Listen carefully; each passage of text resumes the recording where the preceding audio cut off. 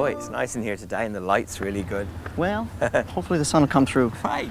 Special treat today. Here we are at the home of Michael Binkley. He's a garden sculptor and we've never had one on our show before, so we're pleased to be here. Well, thank you for coming. And how did you get into this garden sculpting business? It was through a friend of the family. 16 years ago, I began carving stone. I got it under my skin, so I've had no formal training whatsoever. It's been all experience. Your work is beautiful. What about this gorgeous water and rocks in the garden? Tell us about this piece. Well, this is a piece of granite that comes from Fox Island, just up the coast. And I've carved a nice reflecting pond. And the inspiration came from a little seashell that was brought back by a friend from New Zealand. That's great. And I thought I'd sort of carve that inside shell as a spiral. It works beautifully there, and I love the way you have a whole garden to display your work in. That rock there is beautiful. What a wonderful color. It's a lovely old pink granite bench that I carved from, I split actually a boulder in half and I flame treated the top to give it sort of an antiquated look. Beautiful, and it's a perfect spot sitting under this tree looking at your whale. That is a nice piece. That's called Exuberance. That's a leaping humpback whale that I've carved from a piece of marble that came from Nootka Sound on the west coast of Vancouver Island. Yeah. And lovely place to look at the view. But you see, there's so much here. Would you refer to these as, is it tchotchkes? Is that the right word? Or well, is that the wrong thing to say? You're talking Greek now to me. It's a giant peach, a pomegranate, and a pear. I just like the way they roll off your tongue. Peach, pear, and the pomegranate. They're beautiful and nicely placed. And they sort of make you smile too? Yeah, well there's a sort of, again, a little thing to discover as you walk through the garden. Beautiful. And they feel wonderful too. So I bet they do. Oh, nice and smooth like a baby's bum. Oh, they are. They're beautiful. I love this little water feature. Well, that was inspired by a sculpture that Michelle and I saw at the Metropolitan Museum of Art in New York City. It was a great, big, huge basalt stone, which had water running around it. So I thought I'd shrink it down to a smaller scale and bring it out west coast we have so many nice round worn river rocks that I thought that would look nice as a fountain. Oh, I like this one. Isn't this nice? Yeah. It's a very old piece. I did it back in 1983. It's the girl eating grapes. Ah, yeah, and made from? It's a sandstone which comes from the Badlands of Alberta. I carved that into my first human figure that I did arms and legs and toes and fingers with. Beautiful. Who is she? Someone else in my imagination. I don't work for many live models, unfortunately. But now this is fun.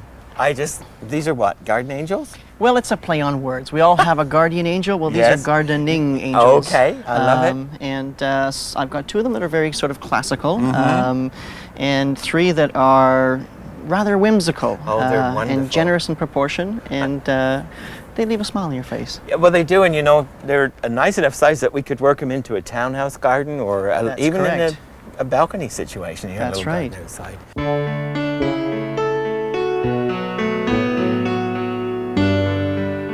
Now, who is she? This is the Temptation of Adam. It's a lovely piece of Italian marble called Calicata. Beautiful. And I've depicted Eve in the Garden of Eden at the moment after she's bitten the apple, and she's hiding it behind her at the moment. And now she's tempting Adam to take a bite.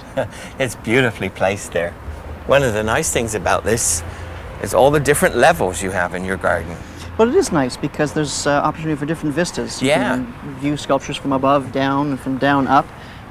It is quite nice. I love this. Isn't that fun? It is. That's a sculpture that was actually started out as a doodle my wife did over dinner a couple of months ago, and I liked it. I said, hey, I'm going to the shop and make a sculpture of it. It's beautiful. It's I love fun. it. Kind of reminds me of an Easter Island thing, you know? Yes, indeed. Yeah. But now these.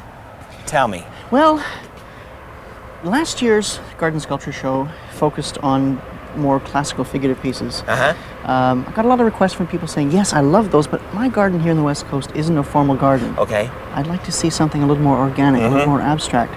So I've been playing with some forms, and these are all granite river rocks, which I have explored with shapes and forms. Oh, they're beautiful. I love them. Thank you. Particularly like that one there. You have to see through. It's called Open and Through. It's great.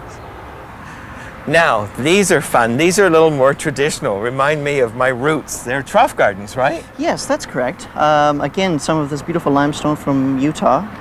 These ones I did 3 years ago, so they've had a chance to have the rain and the elements work on them. Yeah. And become a little bit more antiquated. They're good size too. Very nice indeed. But this is particularly intriguing to me, the glass. What do you call this one? Well, it's appropriate for the West Coast. It's a rain catcher. Ah, I see. Beaten copper dishes Yes. that catch the rain, carved glass, and a piece of Dakota mahogany granite that comes from North Dakota. It looks nice today, but I bet this looks beautiful in the rain when they're full and the water's And the dripping water drips down. running through. But out here you've got so much, another water feature way over that table. Isn't that nice? Some influences from the Japanese sculptor Isamu Noguchi.